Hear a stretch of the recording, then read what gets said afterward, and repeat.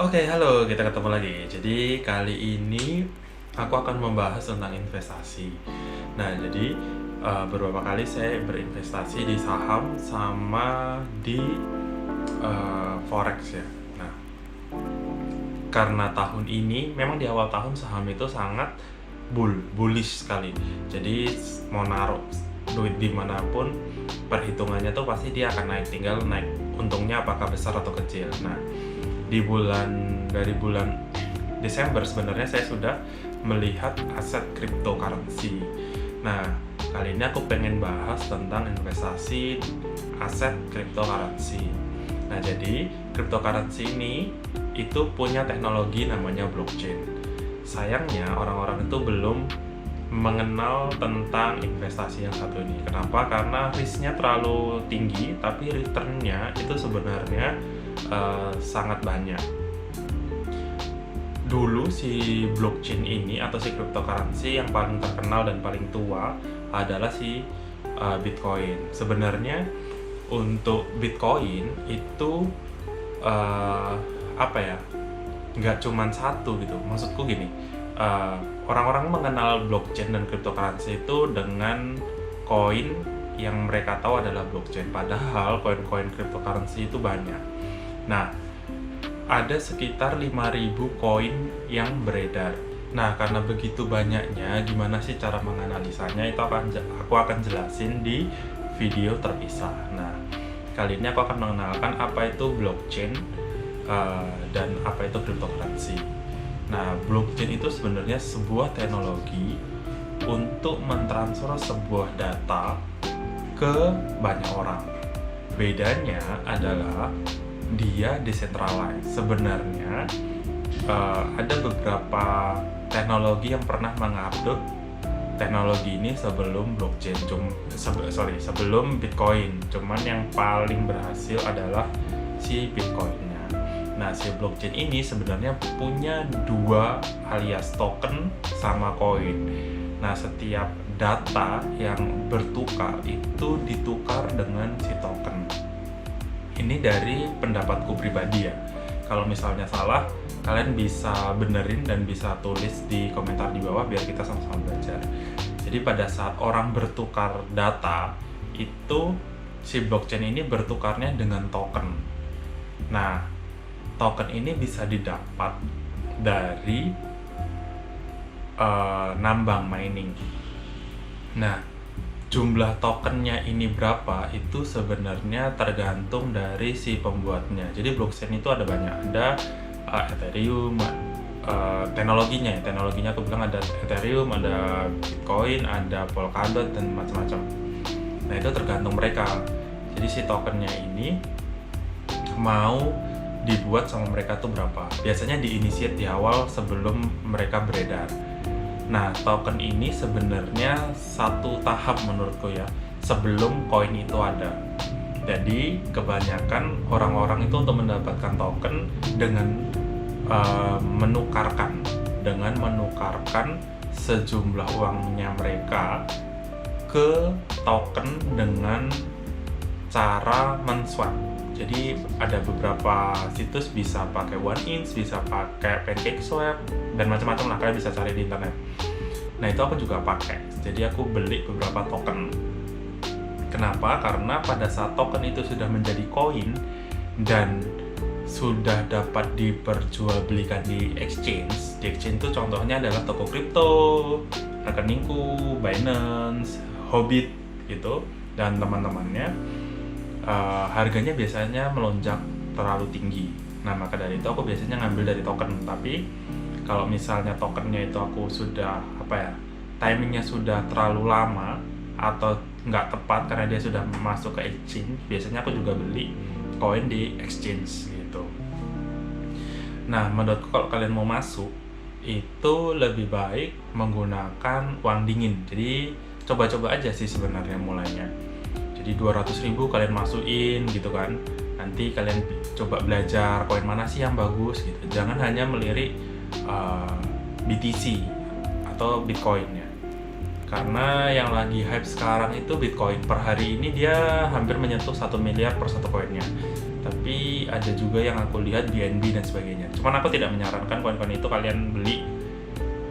Ya istilahnya kalau kalian mau berinvestasi ya kalian searching sendirilah. Kalian tahu resikonya, kalau uang kalian hilang ya sudah gitu. Nah, apakah si blockchain ini bisa diretas? Sejauh ini yang aku tahu si blockchain ini terkenal dengan sebutan teknologi yang secure, tinggal tergantung teknologinya ini digunakan di mana kan gitu kan, dan dijaga oleh siapa atau dibuat oleh siapa si chain-chainnya ini, atau si koin lah kalau aku bilang umumnya. Si koinnya ini menggunakan chain yang mana gitu. Nggak semuanya itu bisa diretas, tapi ada beberapa yang memang bisa diretas. Ada beberapa koin aku nggak bisa sebutin, cuma memang ada beberapa koin yang dia berisu atau memiliki isu di mana koinnya mereka dan teknologinya mereka itu bisa diretas sama orang. Tapi lambat laun mereka akan menutup itu dan teknologinya akan semakin maju, lalu orang akan kembali percaya ke teknologinya mereka dan mereka bisa lanjut gitu. Nah ya lupa, aku pengen ceritain juga si blockchain ini itu kenapa bisa menjadi aset, karena bedanya dia dengan emas dan mata uang yang lain. Kalau mata uang yang lain itu dikeluarkan oleh bank, jadi ada bank dunia yang mengeluarkan satu orang, lalu dialah yang mengontrol uang itu keluar masuknya, apakah dia mau beredar 1.000, 1 juta gitu kan. Dan setiap orang yang bertransaksi secara rupiah atau secara dolar, semua itu tercatat, tetapi bentuknya private. Hanya satu orang yang bisa mengeluarkan, yang bisa memvalidasi, yaitu adalah si bank itu tersendiri. Lalu transaksi yang terjadi pun hanya bisa dilihat oleh orang si pemilik akunnya ini. Nah, jika si blockchain itu dia lebih yang buat memang satu, tapi setelah chainnya itu terhubung, semua orang menjadi validatornya. Jadi misalnya ada sebuah kertas gitu kan, nah kertas ini dulu aku yang buat sejumlah 1.000, terus aku sebarin, orang-orang pada punya kan. Nah pada saat ingin pertukaran, misalnya orang A padahal dia mau jual beli, dia jual, nah semua chainnya itu harus terhubung, semua chainnya terhubung dan semuanya tervalidasi. Mungkin sekitar 35 atau 50, tergantung sih. Aku pernah lihat kalau beberapa koin, misalnya aku mau kirim, itu aku harus menunggu sampai 50 validasi. Jadi 50 validasi ini dianggap dari sistemnya mereka itu valid. Jadi kalau misalnya sudah 50 orang yang memvalidasi transaksiku, berarti transaksiku valid dan uangnya bisa diteruskan atau tokennya bisa diteruskan. Nah, dan setiap transaksi yang terjadi di blockchain itu bisa dilihat oleh semua orang, tidak hanya satu orang, tapi semua orang itu bisa melihat. Dan dia bisa dianonimuskan. Misalnya saya yang mengirimkan, tapi saya mau mengirimkan ke A gitu. Nah, untuk pengirimannya itu aku bisa menganonimuskan, bahwasannya biar orang itu nggak tahu kalau yang ngirimin aku. Sedangkan bank itu kan harus menggunakan inisialku. Jadi kalau misalnya ada apa-apa atau uangnya itu adalah hasil dari apa, bisa di-trace. Nah, si blockchain ini enggak. Maka dari itu dulu si Bitcoin ini rumornya, aku nggak tahu bener atau enggak, rumornya adalah transaksi untuk aku bilang pasar gelap lah, aku bilang pasar gelap atau transaksi gelap, karena memang transaksinya tidak bisa di-trace sampai sangat detail sampai paling ujung gitu. Siapa yang mengirimkan itu nggak bisa.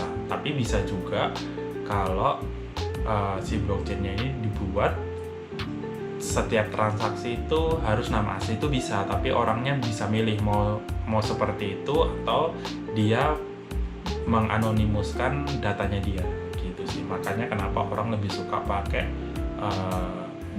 blockchain ini sih sebenarnya, untuk secara pengamanan datanya lebih secure, lebih aman daripada yang lain. Lalu yang kedua adalah semua orang bisa menjadi validasinya, ya kan? Terus yang ketiga adalah dia bisa di mining. Jadi kan tadi aku bilang koin itu sebelumnya adalah si token. Nah, miningnya ini apa? Nah, miningnya ini adalah mining algoritma. Nah, ada beberapa koin yang menggunakan algoritma berbeda-beda sih. Jadi ada yang dia menggunakan prosesor dari CPU. Terus ada juga yang menggunakan prosesor dari atau core dari RAM. Nah, yang terbaru ini aku baca dari jurnal luar sedang dikembangkan untuk meminingkan sebuah algoritma di hard disk. Mudah-mudahan ini bisa tercapai ya. Tapi aku nggak tahu sih ini baik atau enggak. Kalau dampaknya kayak VGA sih kelihatannya agak suram ya. Karena VGA sekarang jadi mahal karena gamer juga pakai, orang-orang mining juga pakai. Orang mining nggak cuma 1-2 kali, dan biasanya orang mining itu tidak mempublikasikan dia membeli VGA. Dia cuma diam-diam aja, tahu-tahu udah punya 20 VGA aja untuk dia mining gitu. Nah, kita kembali lagi. Jadi aku baca jurnalnya, kelihatannya tahun depan atau akhir tahun ini teknologinya sudah akan dipublish. Jadi ada sebuah algoritma baru untuk menciptakan sebuah token dan koin. Untuk meminingnya menggunakan space dari hard disk. Nah, kalau kalian tahu, kalian coba komen di bawah ya. Nanti yang benar aku pin. Jadi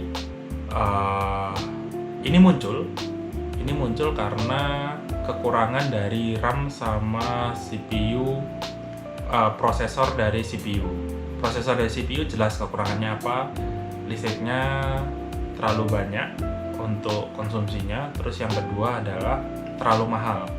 VGA itu walaupun lebih murah konsumsinya daripada prosesor, tetapi secara harga dan ketersediaan barang itu sulit. Nah, makanya ada sebuah penelitian untuk membuat cryptocurrency, membuat algoritma yang bisa di-mining menggunakan space hard disk. Mereka menyarankan menggunakan SSD, minimal SSD. Jadi dia tuh ada sebuah ada sebuah binary yang akan mereka hitung. Nah, aku udah pernah coba soalnya. Jadi menggunakan SSD minimal 500 GB, nanti algoritmanya akan di-download ke sana, lalu akan diolah menggunakan algoritma yang sudah kita tanam tadi untuk memecahkan case algoritma tersebut. Nanti kalau misalnya sudah selesai dan sudah benar, itu si algoritma ini akan dipindahkan ke second hard disknya kita. Jadi harus punya 2 hard disk SSD sama hard disk biasa. SSD kan lebih cepat ya daripada yang biasa, yang optik. Nah, yang kedua tuh yang optik. Jadi nanti bloknya itu dikasih di dikasih ke hard disk yang kedua ini. Gitu. Nanti setelah sudah diletakkan di sana, akan disimpan di wallet yang ada di cloudnya mereka, lalu ditukarkan dengan beberapa koinnya mereka gitu. Ya, kita lihat apakah teknologi ini berhasil atau enggak. Cuman feelingku good news lah ini sebenarnya, karena terlalu painful mining menggunakan VGA. Masih banyak lagi yang aku mau ceritakan tentang cryptocurrency. Jadi kelihatannya aku akan buat sesi terpisah untuk perkembangannya, koin apa aja yang menurutku bagus. Walaupun aku tidak menyarankan buat kalian beli ya, hanya sebagai pengetahuan umum. Dan mungkin penjelasanku banyak yang kurang, kalian bisa lengkapi di bawah, di kolom komentar di bawah. Jadi biar kita saling berbagi informasi. Sama kalau kalian suka dengan video ini, jangan lupa subscribe, like, sama share. Kita ketemu di video berikutnya. Aku Tanta pamit. Dadah.